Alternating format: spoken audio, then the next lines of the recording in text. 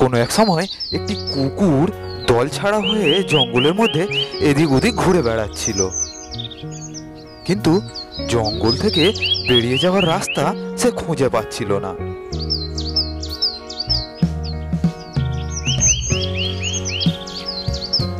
এইভাবে সে জঙ্গলে ঘোরাঘুরি করতে লাগলো।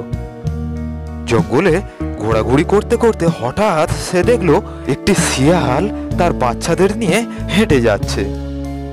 আরে, ওই তো একটা শিয়াল যাচ্ছে, যাই ওর সাথে গিয়েই বন্ধুত্ব করি। কুকুরটিকে দেখে শিয়াল তাকে জিজ্ঞাসা করলো, আরে, কি হয়েছে? তুমি এত হাঁপাচ্ছ কেন? আর বলো না, আমি জঙ্গলে পথ হারিয়েছি, আমার আর কেউ নেই, একদম একা হয়ে গেছি। যদি কিছু মনে না করো তাহলে আমি একসাথে তোমাদের এক পরিবারের হয়ে থাকতে পারি। জঙ্গলে আর সকল পশুদের এত উৎপাত বেড়েছে যে একসাথে থাকলে সেই সকল বিপদের মোকাবিলা করা যাবে, আর বাচ্চাগুলো রক্ষা পাবে। ঠিক আছে, তুমি আমাদের সাথেই থাকো, কিন্তু আমাদের থাকার জন্য একটা ঠিকঠাক জায়গা তো দেখতে হবে। হ্যাঁ, বনের ভিতরে গাছপালা থাকলেও একটা গুহা হলে যেন ভালো হয়। হ্যাঁ, তুমি ঠিকই বলেছ। একটা গুহা না হলে ঝড় বৃষ্টিতে আমার বাচ্চারা খুব কষ্ট পাবে। চলো, আমরা তাহলে একটা গুহার সন্ধানে বেরিয়ে পড়ি। হ্যাঁ, ঠিক আছে, তাই চলো আমরা একটা গুহার সন্ধান করি। এই বলে শিয়াল এবং কুকুর তারা বনের মধ্যে একটা গুহার খোঁজে বেরিয়ে পড়ল।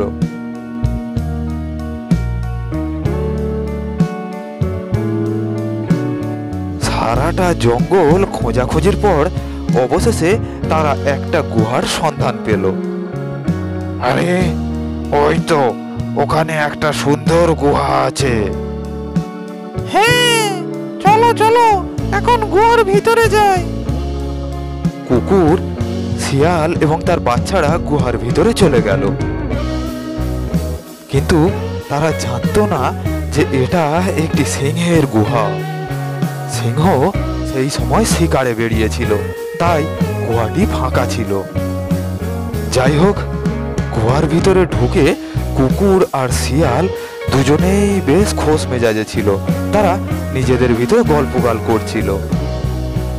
আমার অনেক দিনের ইচ্ছা ছিল এমন একটি গুহায় থাকার, আর আজ সেই ইচ্ছা আমার পূরণ হলো। অনেক ধন্যবাদ তোমায়। আরে না না, ধন্যবাদ তো তোমায় দেওয়া উচিত। তুমি যদি তোমার সাথে আমাকে থাকতে না দিতে তাহলে আমার যে কি হতো। না না, সেসব ঠিক আছে। আমিও তো খুশি যে তুমি আমাদের সাথে আছো। এইভাবে কথা বলতে বলতে হঠাৎ সিংহের গর্জন শোনা গেল, আর সিংহের গর্জনটি ধীরে ধীরে গুহার দিকে আসতে লাগলো। এদিকে সিংহের গর্জন শুনে শিয়ালের ছোট্ট বাচ্চারা কান্নাকাটি আরম্ভ করে দিল। এইবারেই কুকুর এবং শিয়াল বুঝতে পারলো যে তারা ভুল করে সিংহের গুহায় ঢুকে পড়েছে। তারা ভীষণ ভয় পেয়ে গেল। সিংহ ধীরে ধীরে গুহার দিকে আসতে লাগলো। শিকার খেয়ে সে বেশ খোঁজ মেজাজে ছিল, কিন্তু কুকুর আর শিয়াল বেশ সমস্যায় পড়লো। এই সময় তারা যদি গুহা থেকে বেরোয় তারা সবাই সিংহের হাতে মারা পড়বে।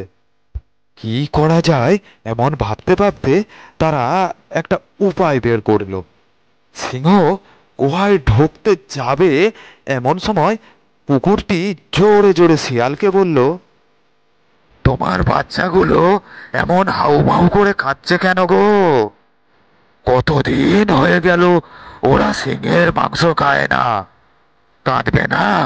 কতদিন হয়ে গেল ওরা সিংহের মাংস খায় না। কেন? দুদিন আগে তো আমি সিংহের মাংস এনে দিয়েছিলাম, সেটা দিয়ে দাও।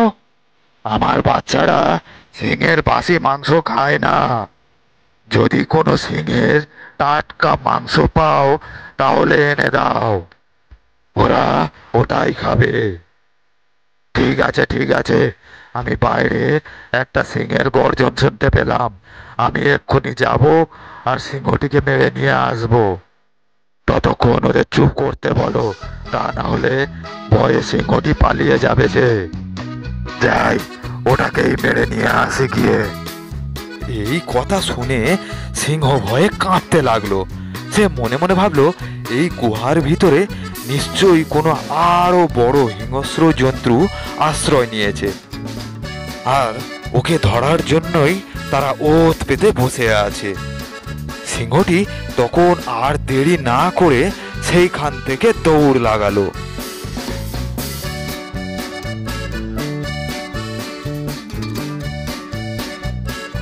সিংহ পালিয়ে যাওয়ায় এইবারে গুহাতে শিয়াল কুকুর তার ছানাদের নিয়ে আনন্দে বসবাস করতে লাগলো।